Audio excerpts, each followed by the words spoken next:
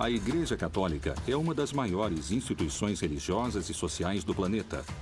Por causa da sua estrutura hierárquica, da organização do trabalho, da administração do patrimônio e das suas atividades lucrativas, muitos a consideram como uma das empresas internacionais mais importantes. La Chiesa oggi si muove come una merchant bank. Qual é o verdadeiro poder econômico dessa instituição? Como foi que ela gerou tanta riqueza? Nella Banca Vaticana sono stati riciclati i soldi della mafia. Qual é a função do Banco do Vaticano e de que forma ele destina seus recursos? As riquezas do Vaticano são investidas onde se realiza a lavagem de dinheiro. Il Vangelo non scrive da nessuna parte che gli apostoli e i successori di Pietro devono costruire una banca. Como foi possível que da austeridade de Jesus tenha surgido um império econômico daquele tamanho? O Estado do Vaticano nasceu em 1929, a partir do tratado entre o Papa Pio XI e o regime de Mussolini. Ho scoperto che per diventare santo è un'operazione che costa anche 100, 200, 300, 400, fino a 600 mila euro. A igreja acabou se tornando algo enorme. A igreja começou o milênio enfrentando grandes dilemas que podem determinar o seu futuro. Muitos religiosos e sacerdotes não dão testemunhos de coerência entre o que dizem e o que fazem. Il cardinale Tarcisio Bertone ha ristrutturato la propria casa spendendo $500.000 dei soldi di un ospedale che dovrebbe spendere quei soldi per le malattie dei bambini piccoli. Será que o Papa Francisco é a solução para os atuais problemas dessa instituição? Papa Francesco è stato eletto esclusivamente con questo obiettivo: riformare la curia romana, che era ormai arrivata ad un degrado di immoralità inconcepibile. Quais foram os motivos da sua eleição? Realmente o Sumo Pontífice administra os interesses da Igreja? Ou, como algumas pessoas asseguram, será que se trata de uma fabulosa estratégia de marketing que procura novos clientes? Será que a Igreja Católica é a maior empresa do planeta? Ou será que ela é só uma enorme religião que move a fé de milhões de seguidores?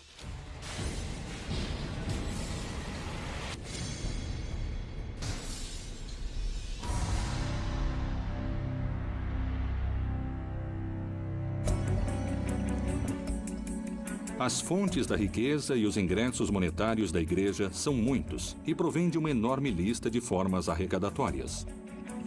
Esmolas, dízimos, primícias, pagamentos da administração dos sacramentos, batismos, casamentos, crismas, extrema-unção, heranças de particulares, aluguéis, investimentos e muitas coisas mais. Diferentes vozes críticas asseguram que a Igreja acumula em ouro o maior tesouro do mundo. Il Vaticano ha una ricchezza che vale oggi intorno ai 15 miliardi di euro, che sono più di 16-17 miliardi di dollari americani. Ed è una ricchezza che viene divisa in una parte finanziaria e una ricchezza immobiliare. Il patrimonio immobiliare a Roma vale più di 4 miliardi di euro. Mas como e de que forma nasce essa instituição e sua riqueza? O papado que existe a partir do começo do cristianismo, do século I, e, acima de tudo, aquele que existe a partir do século VI, vai ter cada vez mais riquezas ao longo da vida medieval. Por isso, nos séculos XIV e XV, acredita-se que 1/3 ou 1/4 de todas as terras europeias pertenciam ao papado. O Papa, que está em Roma, tem mais territórios do que qualquer rei ou governante da Europa nos séculos XIV e XV. Que motivo a Igreja usa para defender e conservar os tesouros artísticos e culturais de valor incalculável que ela possui? A Igreja tem a responsabilidade de cuidar do patrimônio artístico e o patrimônio humano, porque eles são nossas raízes. São um tesouro que ninguém pode tirar de nós. Seria uma pena se fossem perdidos por descuido. A Igreja tem o trabalho de preservar o patrimônio artístico e cultural. E muitas vezes ela não tem recursos para fazer isto. E é uma pena que nem sempre possam cuidar dessas obras de arte como elas merecem. Le carte dimostrano che il Vaticano ha proprietà immobiliari importanti anche in Inghilterra, a Londra per la precisione, a Bond Street, una delle vie più eleganti, è quasi tutta del Vaticano. Il negozio dove c'è Bulgari è di proprietà del Vaticano.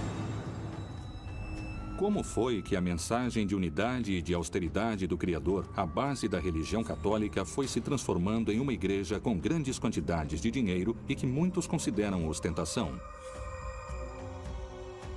Uma das perguntas é até que ponto as igrejas católicas usaram o conceito de humildade determinado por Jesus.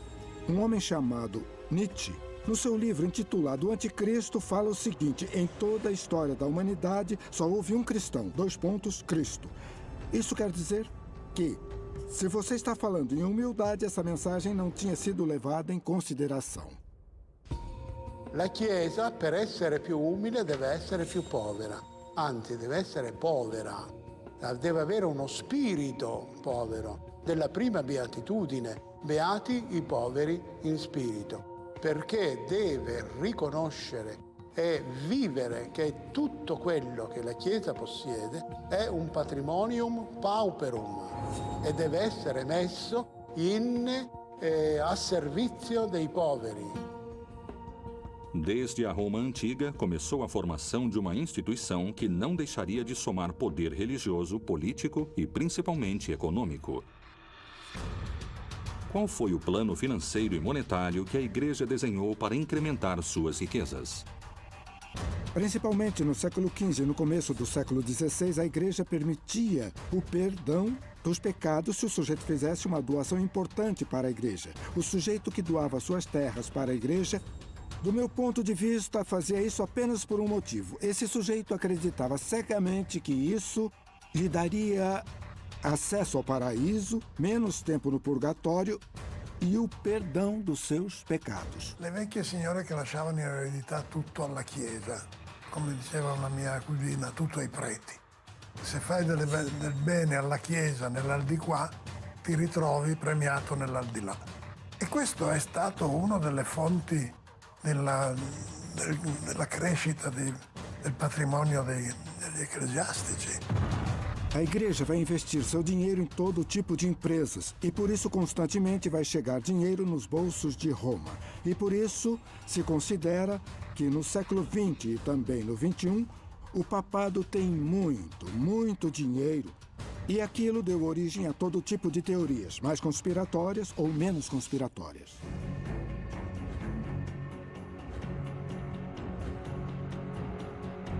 Com o passar do tempo, o clero foi incorporando novas formas de arrecadar dinheiro e bens para a Igreja. Qual era a relação entre a caridade e o pecado? A purificação das almas e o dízimo? Por que algumas pessoas afirmam que esse pode ter sido o novo jeito de ganhar mais dinheiro? As indulgências chegam ao extremo no final do século XV e no começo do século XVI, quando o Papa Júlio II queria criar um grande prédio que ficou conhecido como a Basílica de São Pedro. Para isto era necessário muito dinheiro.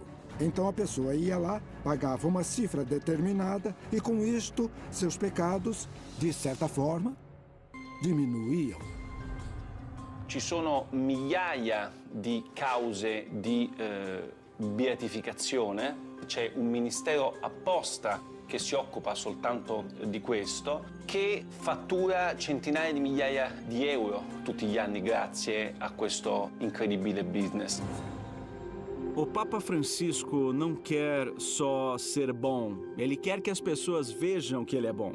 Ele quer que ninguém ache que o fato de dar esmola em troca de uma bênção é uma espécie de negócio, uma espécie de especulação, como aquela que condenou Lutero, falando sobre o perdão, sobre as pessoas que davam esmola em troca de perdão. O Papa não quer que as pessoas paguem por sacramentos ou por bênçãos. Ele não quer ir à Igreja Católica porque elas acham que não tem dinheiro. Que ninguém pense que a fé católica deve ser comprada, que tem que pagar para batizar o filho ou para que o Papa lhe dê uma bênção.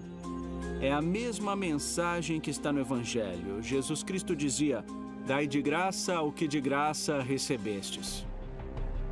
a forma da Igreja Católica arrecadar dinheiro não se encontra só nos sacramentos. O que a Bíblia fala sobre o celibato e por que esta condição é considerada por muitos peritos como uma estratégia esperta para aumentar seu poder econômico? Nos primeiros séculos, nos monastérios, as ordens religiosas estabeleceram votos de castidade, mas o clero secular, o clero que vivia no mundo, para este clero, o celibato era uma coisa opcional. Na verdade, este celibato se torna obrigatório no século XI. Timóteo falou muito claro. Os bispos podem se casar. O padre pode se casar. Não só isso, seria uma violação do mandato divino. Porque no Gênesis fala, não é bom que o homem esteja só. A Igreja, se apoiando no celibato do clero, garante também que as propriedades que um sacerdote ou um padre possa adquirir não vão se tornar uma propriedade individual, e sim uma corporação. Isso significa que vão ser da Igreja e, dessa forma, a Igreja aumenta seu patrimônio. Surgiriam problemas econômicos quando eles perceberam, e isso é realmente um absurdo, que os filhos de todos os sacerdotes poderiam herdar os inúmeros bens da Igreja. Como se chegou à etapa moderna dos Estados Pontifícios? Vaticano é o nome de uma das 7 colinas tradicionais de Roma. O Estado do Vaticano nasceu em 1929 a partir do tratado entre o Papa Pio XI e o regime de Mussolini. Dia 11 de fevereiro de 1929, se assinou o Tratado de Latrão. Eram uma série de acordos entre a Santa Sé e o governo de Mussolini. O Benito Mussolini faz uma coisa muito esperta, que é o Tratado de Latrão. Isso se trata simplesmente de resolver uma velha briga que existia na Itália desde o começo da unificação italiana de 1870, a partir de quando o Estado Vaticano fica dentro do Estado italiano. Concretamente, quais foram os benefícios que a Igreja teve com esses acordos assinados com Mussolini? Deixaram que a Igreja criasse um Estado autônomo, um país separado do Estado italiano, que se tornou o Estado do Vaticano. Houve um ressarcimento econômico muito importante durante o ano de 1870 até o ano de 1929, por estar submetido ao governo italiano. E, em troca disso, a Igreja deu a Mussolini o apoio político. A Igreja não podia opinar na política. E o Mussolini poderia escolher quem seria o bispo de cada uma das regiões da Itália e, claro, de Roma também. A partir desses acordos começa a etapa moderna dos Estados Pontifícios. Diversas práticas e situações teriam ajudado a aumentar a fortuna ano após ano, século após século. Não se trata só dos bens materiais, como ouro, propriedades e investimentos no mundo todo. Mas também, ele está se tornando um enorme valor cultural. De alguma forma, os bolsos do Vaticano ficaram se enchendo até que o próprio Vaticano se tornou a instituição multimilionária que é atualmente. È impossibile valutare il patrimonio di tutta la Chiesa cattolica. È praticamente impossibile. Sicuramente parliamo di miliardi e miliardi di dollari. È impossibile saperlo perché nemmeno il Vaticano lo sa.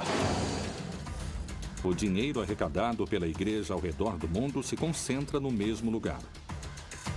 Por que o Papa Pio XII criou um instituto para as obras da religião, mundialmente conhecido como o Banco do Vaticano? Quanto dinheiro e quanto ouro administra e a que negócios se dedica?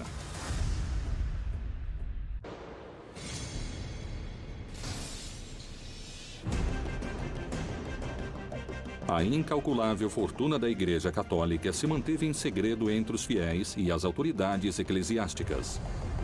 O que é exatamente o Banco do Vaticano e o que ele faz além de arrecadar?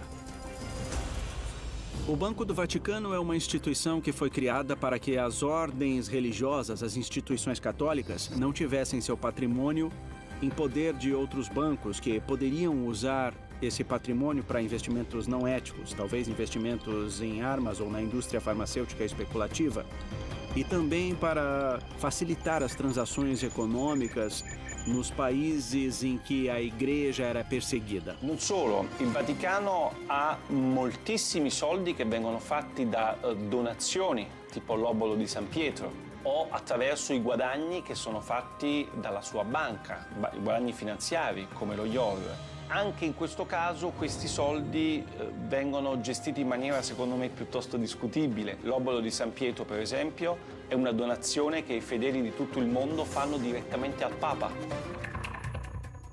Que benefícios econômicos teve a Igreja Católica com o Banco do Vaticano como ferramenta de investimento e arrecadação? As riquezas do Vaticano também são investidas em empresas onde, por meio de estudos das redes bancárias, podemos ver que si realizza lavagem di dinheiro. Nella Banca Vaticana sono stati riciclati i soldi della mafia, come ha dimostrato il Tribunale di Roma.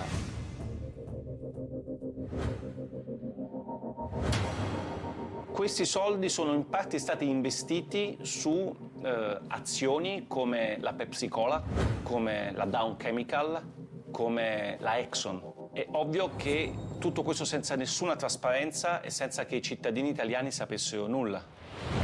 Attraverso i canali della Banca Vaticana sono passati soldi per tangenti di corruzione ai partiti politici italiani di governo negli anni 80-90.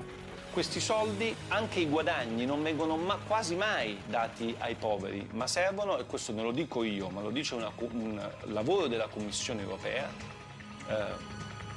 servono per le necessità dei dicasteri romani e dei cardinali. Faz muito tempo, muitas pessoas, entre especialistas e grandes teólogos, se fazem a mesma pergunta. Como é possível que a Igreja acumule tantas riquezas, sendo que há tantos pobres no mundo? Como historiador da Idade Média, eu visito muitas igrejas. E algo que temos que enxergar é a riqueza da Igreja ao longo dos séculos, diante da pobreza imensurável de muitos. E essas pessoas pobres, e não é à toa, já se rebelaram várias vezes contra a Igreja.